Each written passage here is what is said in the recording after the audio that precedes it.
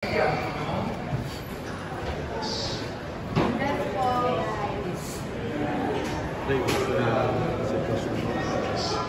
lagay ng injury ko ngayon, ano naman, so far malaki naman yung progress ng aking groin injury. Parang naka 10 days na yata akong recover, nag-rehab na. And hopefully, yung sinasabi ng PT na 4 to 6 weeks, sana malesen. Kasi para din yung conditioning, yung timing, and yung rhythm, hindi rin mawala. And yun, groin injury, talagang hindi ko rin expect eh. Bigla lang din eh, kalaban agad sa Garado. Pero buti na lang, yung ano lang siya, partial tear lang siya. Hindi siya ganun kalala. So pwede siyang malesen? Yes, pwede siyang malesen. Depende sa workout namin. Pero hopefully, after 2 weeks or 3 weeks, magta-try kami ng movement. Kasi doon talaga masakit eh. May movement. Ano talaga siya, may pain talaga.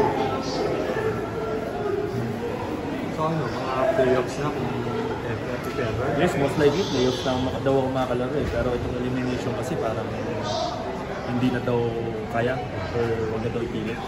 So, just in time na sa playoffs.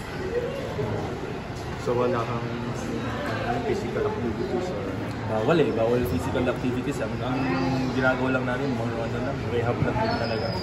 And then after that, mag-ano ulit, check up ulit kung kamusta na yung partial pain.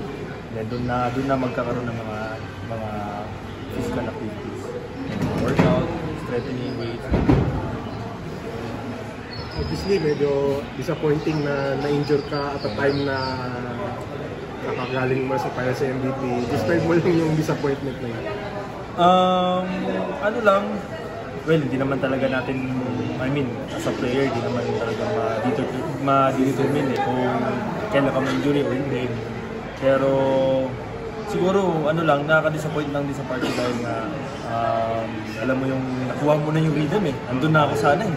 Nakabalik na ako dun sa timing kaso wala pa sa atin biglang injury. Pero gano'n naman talaga yung buhay PBA player. Kasi isa rin sa updating na namin is wala kaming masyadong recovery. Kasi after championship parang 10 days lang yata yung break namin. After that talagang practice na ulit kami. Compared to the previous teams na talagang 1 month preparation sila. Kami kasi parang 10 days lang yata, 15, tapos sabak na ulit. Kaya siguro may mga ganitong injury sa mga namin. Pero buti hindi siya talagang major injury, minor lang din. Magaling ka.